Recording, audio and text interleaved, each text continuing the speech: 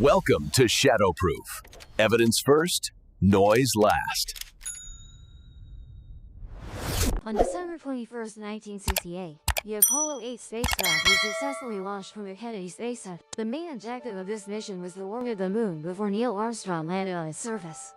This was equivalent to scouting the path for Armstrong. Clearly, this mission would not directly land on the moon. But it was the first time in human history that there was an opportunity to observe the far side of the moon. At that time, the entire NASA was tense because of this mission. The reason was that after the spacecraft went behind the moon would block communication signals between the spacecraft and the Houston mission. This meant that during that period, the astronauts could only rely on themselves. However, just as Apollo 8 was about to enter the dark side of the moon, an astronaut suddenly panicked and reported to mission control. He saw a mysterious bright spot on the moon.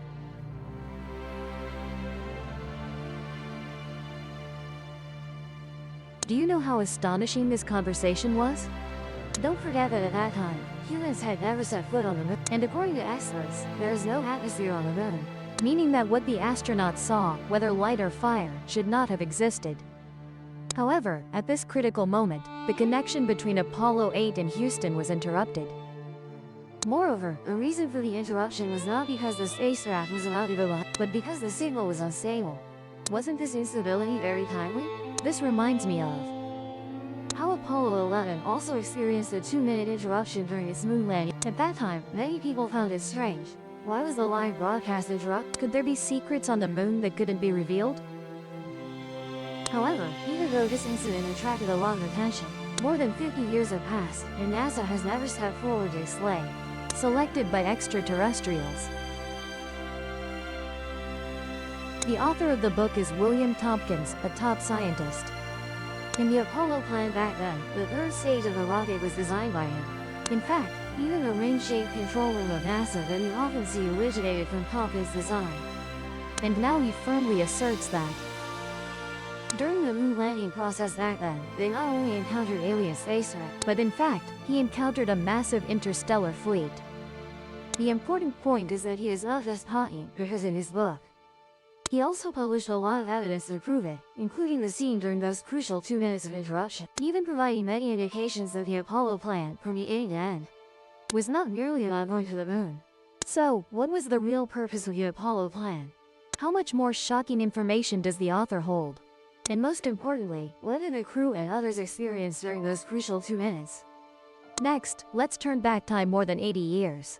That year, an army from the moon first appeared before humans.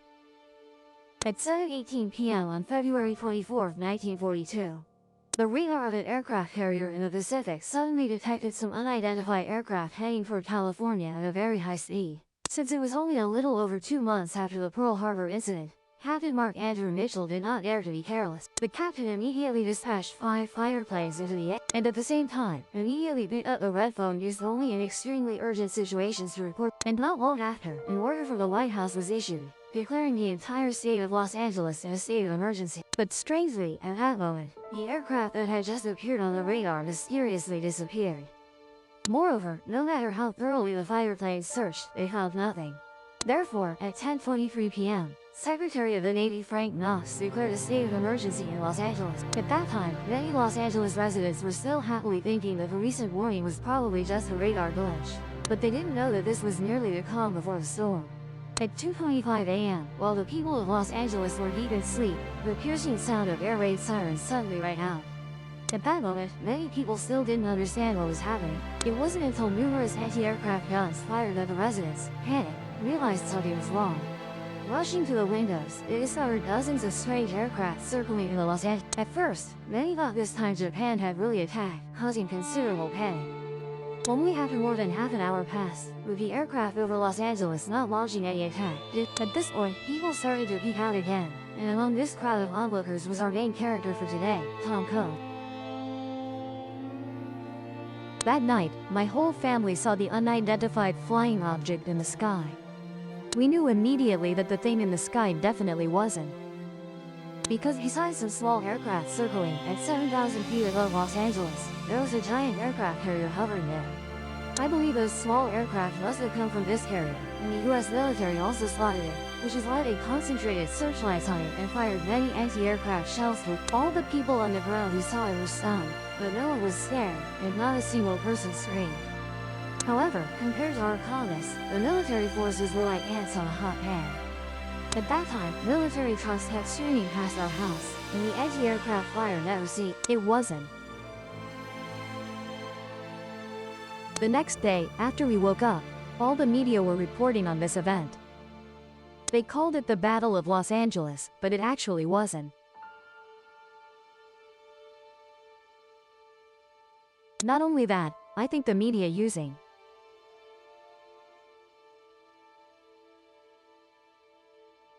but in fact, all of Southern California could see it, showing just how large this object was. According to the US military. However, according to the author, the US military actually lied to the public on this point. The truth is, just over 10 hours after the Battle of Los Angeles occurred, the US Navy recovered a strange flying object off the coast, and they even discovered 2 alien. And at this point, the US military finally realized that the commotion in Los Angeles the previous night wasn't. According to the author, the Battle of Los Angeles was the first event in human history to confirm the existence of aliens. Because at that time, even the famous Roswell UFO incident hadn't. It is said that the Secretary of the Navy at the time, James Forrestal, personally delivered the report to President Roosevelt and received the president, specifically for researching the biological structure of alien life forms. However, the US at that time wasn't. After all, during the Los Angeles incident, the aliens had clearly demonstrated that their technology was, if they truly had malicious intent, then humans would stand almost no chance of winning. And such an outcome was unacceptable to the US. Therefore, right when the project was established, they invited many top scientists, and our author, Mr. Owen Can, also joined the project around this time. That's just that compared to other members, the author wasn't. In fact, at that time, he was just an ordinary student, but was asked by the US to drop out and join the project. The reason the US made such an exception was because they discovered Bohm can possess it, and all of this needs to start from the year 1935. In 1935, Thonkin was 12 years old and had just moved with his family from Hollywood to the city of Long Beach, California. This place is a famous American vacation paradise because the city has a beach stretching 45 kilometers. Therefore, whenever it and besides the beautiful beach, Long Beach also has an actual cargo port. Usually, you not only see commercial ships here but also US Navy aircraft carriers. Whenever it was vacation, Thong can. If they were lucky and it coincided with the Navy opening warships for tourists, they could even go aboard to visit. However, because the ships had special equipment, all civilians on the tour were not allowed to take photographs. Even the toured areas were very strictly limited. Yet, for some reason, after just a few visits, Thonkin began to be able to draw detailed diagrams of the warships based solely on memory. He could even draw perspective views and, based on these drawings, create perfect warship models. The important thing is that these warship models, regardless of scale or detail, are exactly like real. And now, at the Los Angeles Museum of Art, one can still see the warship model that Thonkin built back in the day. People could see the details of the model, including the positions of seaplane catapults, anti-aircraft guns, and even secondary guns. You should know that creating such a complex model requires professional blueprints. But Thonkin, at 12 years old, not only had no professional training, but even without the military providing blueprints, he managed to build a model, which is truly unimaginable. That's outstanding achievement, Thonkin.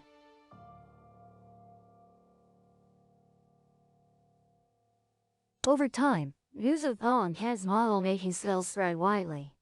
Even the media came to interview him, with some describing him as a flesh and blood camera with a special ability to never forget anything after seeing it once.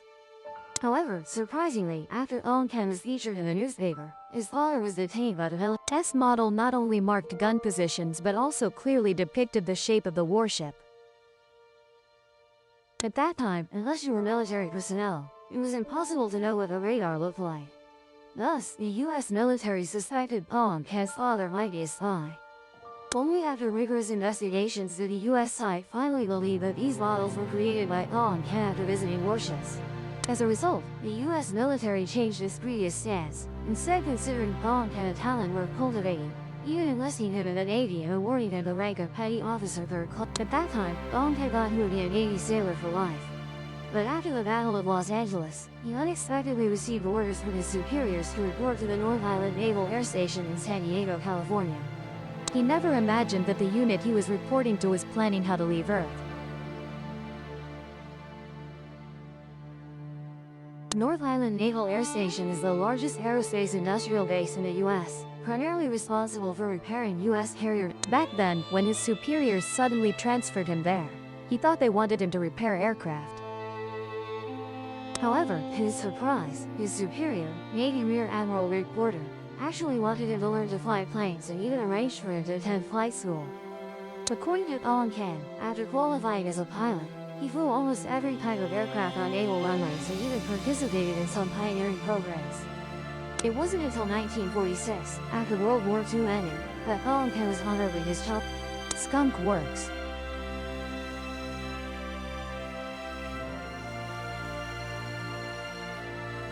It was called the Skunk Works because, back then, there was a large plastics factory next to Lockheed's plant. The factory emitted a pungent odor daily, forcing Lockheed employees to wear gas masks, hence the nickname. T underestimate this Skunk Works, as it was one of America.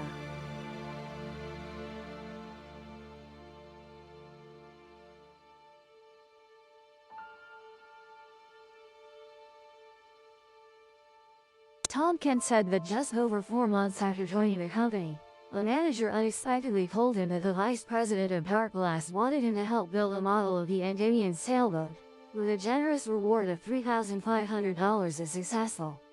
Hearing this, Tom Kent was puzzled. After all, he was just a low-level employee, so why would a vice president of another company ask him to build a model?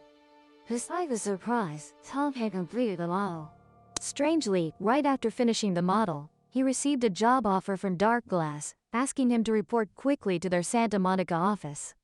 Moreover, his current manager urged him to leave for the new company. After these puzzling events, Tom Kent started working at Dark Glass's Policy Research Institute, where he finally understood everything. It turned out that ever since news reports highlighted Tom Kent's ability to build models from memory, his every move had been closely monitored and specially arranged, all for the Horizon Project. In 1951, still unaware of the situation, Tom Kent reported to Dark Glass. Essentially, Dark Glass, like Lockheed, was a company that manufactured military aircraft for the U.S. government. Although both companies were privately owned, they maintained excellent relations with the government, so close that sometimes, even as a Dark Glass employee, you might actually work on the 5th floor of a certain building. And the author's workplace back then was likely there. According to the author, upon arriving at Dark Glass, he was immediately assigned to work at the agency overseeing advanced defense research projects, a division handling top-secret aerospace research under the U.S. Department of Defense. At that time, his superiors told him that from then on, he would have access to a vast amount of top-secret information at the Q clearance level. It turned out the U.S. government classified access permissions into 5 levels based on secrecy: lowest level, confidential, secret, top secret, and Q clearance. The level our author received was the highest, Q clearance, meaning he could access all other levels. S said that if someone with Q clearance is kidnapped, it could lead to America.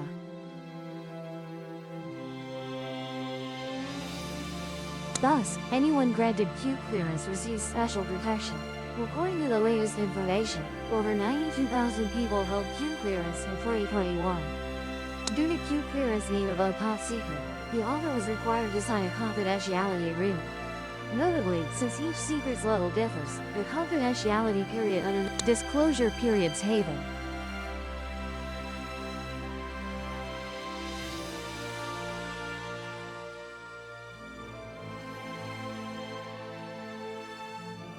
In 1956, Army Lieutenant General Arthur Trudeau proposed a project called the Horizon Project. This program is now acknowledged by the U.S. government, so anyone can look it up online.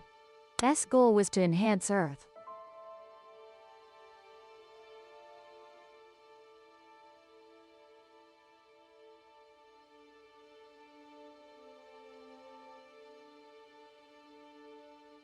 Hearing this, some might think, what else? If aliens attack Earth, humans can't win anyway. Yes, initially the US thought so too, so they never aimed to defeat aliens. In fact, they only wanted to buy time for important figures to evacuate in case of danger. The author didn't specify where to, but I personally think it might be to some underground bunkers. To ensure the Horizon Project's success, the Army divided it into 3 phases. Phase 1. Build bases on the Moon and Mars. Phase 2. Expand bases to other planets or moons in the solar system. Phase 3. Leave the solar system for Alpha Centauri, 4.5 light-years from Earth, the closest star to Earth. The author was a key figure responsible for Phase 1.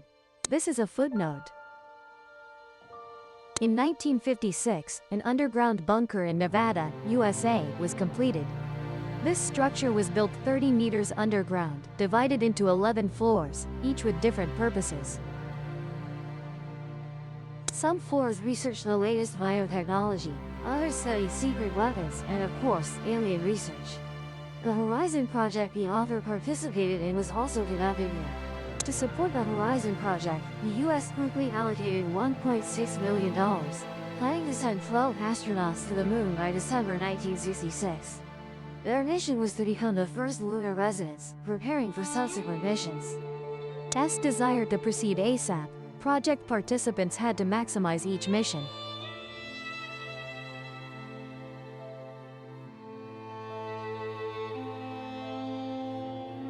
In the author's plan, some rockets would be repurposed for base construction after reaching the Moon, storing supplies, daily necessities, and weapons to defend against aliens. According to the author, for Phase 1, the US planned to send 2,000 astronaut immigrants to the Moon. Besides planning the initial base, the author also had to outline mid- and late-phase construction goals. In the mid-phase, the US military would expand the base, building an observatory, advanced medical and pharmaceutical research centers, farming facilities, food processing plants, main mineral resources, collection and processing factories, lunar entertainment centers, and most importantly, life support systems like air, water, and power. In this book, Tom Kent proudly says, "Can you believe these plans were made 13 years before Armstrong landed on the Moon?" Not only that, but at that time, we already had the technology to accomplish these plans. In reality, the Apollo plan back then was just one project within the Horizon program. From start to finish, our mission objective was not simply to plant a flag and collect a few soil samples. What we really needed to do was migrate to the Moon, but then we discovered that the Moon had long ceased to belong to us. The time goes back to 8:30 p.m. on December 21, 1968. At this moment, Tom had presented the preliminary draft of the Space War mission plan to his superior, Bob Shelton. Suddenly, Tom's assistant rushed into the room with a worried orbit around the Moon. The astronauts had seen something that shouldn't.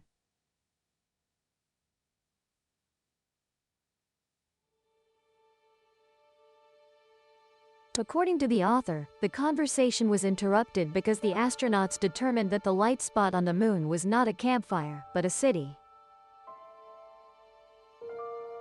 As soon as he received the notification, Tom hurried to one of the dozens of restricted security areas to attend an emergency. At the meeting, his superior, barely containing himself, scolded.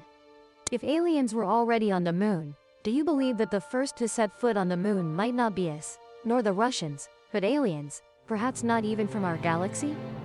Notably, during this document search, we also found a photo of a giant triangular city taken by Apollo, posted on NASA's website. This is likely the image the astronauts saw at that time. Therefore, immediately after Apollo confirmed the presence of aliens on the Moon, NASA held countless meetings and ultimately decided that the Apollo program would proceed as usual. However, what they never expected was that right after this decision, NASA received a warning from the aliens. On July 20, 1969, after 3 days of flight, the astronaut crew finally landed on the Moon. It is said that at that time, at least 600 million people worldwide sat in front of TVs to watch. Strangely, just as everyone was intently watching the live broadcast, the TV image suddenly cut out. At that time, many thought this was humanity's first moon landing, and signal instability was unavoidable. But Mr. Thompson told us that the interruption was because the astronaut crew saw a giant spacecraft on the Moon. At that moment, the astronauts had no idea there were aliens on the moon and even blurted out, "Oh my god, there are many spacecraft here. They're on the moon and they're watching us." It turned out that although NASA knew there were aliens on the moon, they did not inform the astronauts and others. In fact, NASA even chose a landing site they believed was least likely to encounter aliens. But unexpectedly, the aliens ended up flying their spacecraft right next to Apollo 11, forcing the live broadcast to be interrupted. Not only did they encounter aliens during the moon landing, according to Thompson. After the lunar module landed, the astronauts once saw 6 giant spacecraft around a large crater. At that time, the astronauts immediately approached to investigate and used their camera to take a 360-degree photo. The CIA later classified these photos. This is likely why, in the subsequent press conference, the astronauts and others looked very exhausted, because they had discovered aliens on the moon but had to hide it from everyone. Notably, after the astronauts took these photos, the aliens, through some special method, sent a warning to the crew. "Quickly complete your mission this time, take a few photos, pick up some rocks to bring home, and never come back again." Immediately after the aliens issued the warning, NASA had no choice but to cancel subsequent moon programs. As for the author, after 46 years of silence, he chose to write a book, publicly revealing the astonishing photos, because he believes that everyone on Earth has the right to know the truth about the moon from that time.